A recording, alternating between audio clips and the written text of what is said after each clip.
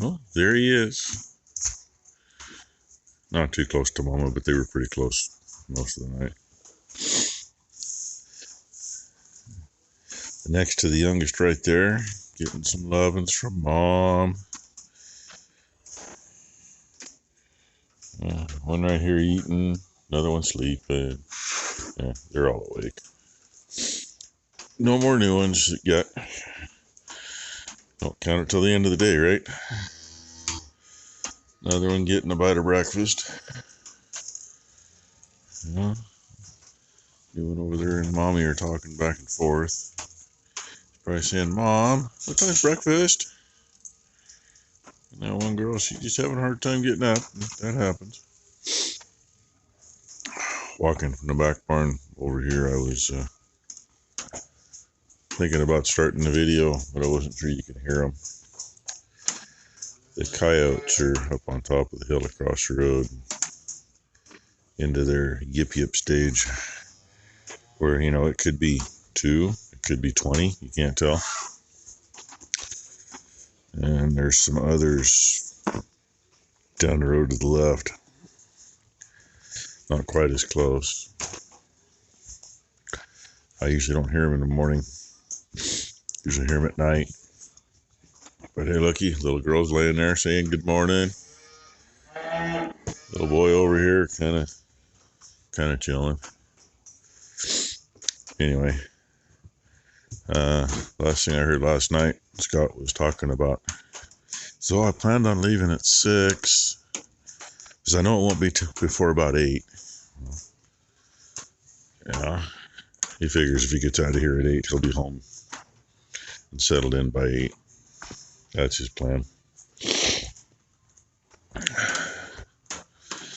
So, and he was hell on more rats last night. One of us would come in every now and then. And he got the last few, and I didn't see any at all this morning.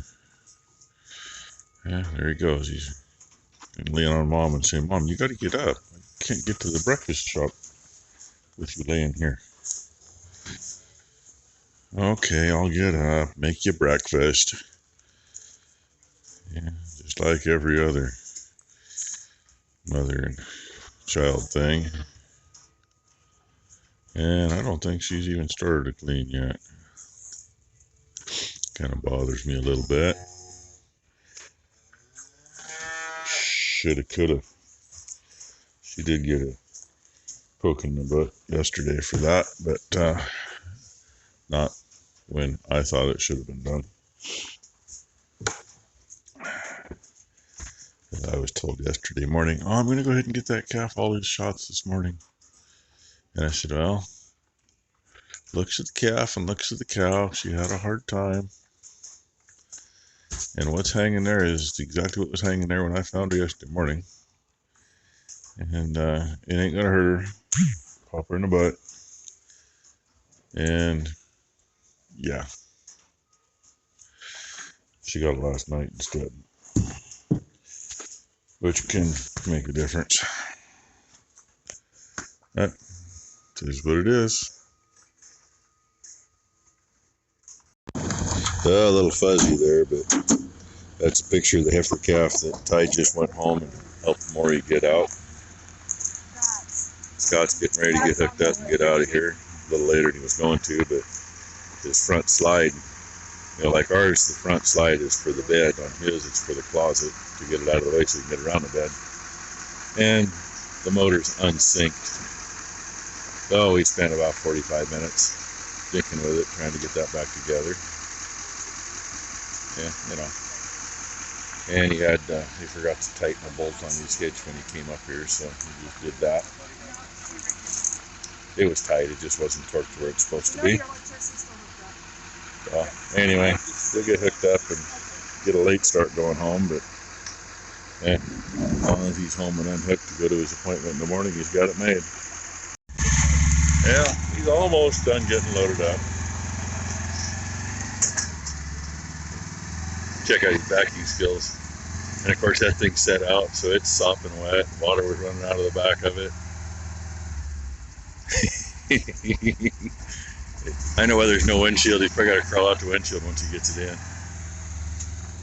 And the sad thing is we missed it. Cleo and Blue were playing tug of war with the toy that Cleo was shoving in the water. And of course, by the time I pulled my phone out and got the camera up, Blue had the toy walking the other way. Go figure. Well, he's only almost an hour and a half later than he wanted to be getting out, but hey, figures 12 hours, he'll be home. He'll get home just probably about dark for him. Maybe a little after dark. Says he's going to come back maybe August or so. So we'll see if we get him again. Well, let's see. Scott's been gone about 10-15 minutes. That cow right there we've been watching. She got a little bloody show. So hopefully things come out all right. You'll know later, one way or the other. That we're going to make a clean spot to work. Get her in lockups.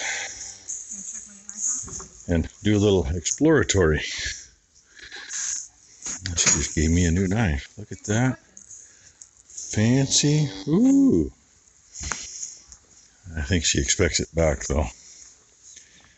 So anyway, anybody that's dealt with the bloody show stuff, yeah, quite a few years ago we ran into that. Called the vet, and vet says, well, you're going to go pull a dead calf. No, we didn't pull a dead calf. We pulled a live calf. Literally 2 hours later, I got my ass chewed by my mother for pulling a cow in and reaching in and taking the calf out of her. Yeah, we both got chewed for that.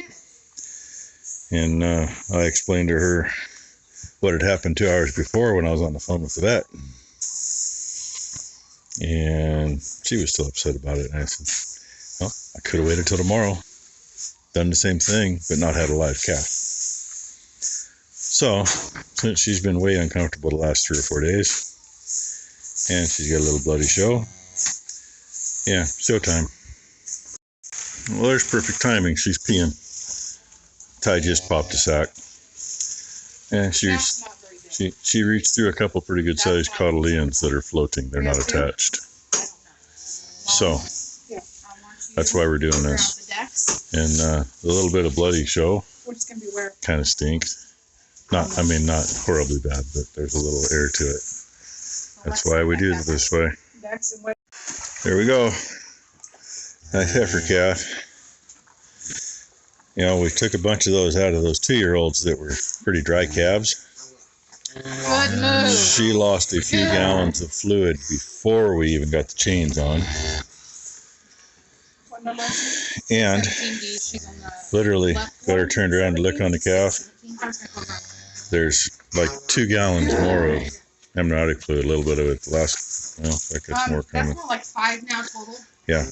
I haven't seen that much. D. 617D. Dude. Becky says I can't hear. Hey, I put my watch back on now. All that stuff. And this is what Scott wanted to get to see. You missed it by a half hour. He even wanted to get in and help on this. And he's been gone for almost 45 minutes now. Ty called him and told him we had one we were going to have to remove. We could have waited till later and had a calf that had no fight into it because it didn't have no more nutrition, and she was still losing. That's freaking crazy. But anyway, another one down. Hey, look, somebody's stealing my pickup. Oh, just Brooke. Head to a friend's house. Thought I'd get you a little sunset. And that thing, yesterday, Tyler and Scott actually got the heater core in and got that part back together. Well, they forgot one thing. There's a cover that goes right over the top of the heater core. I haven't figured out how to get it back in there yet without taking everything loose again. So, I don't know when that's going to happen. I mean, might be able to weasel it and do it. I don't know. I tried 3 or 4 times and it just physically will not fit back in there. without leaning it out.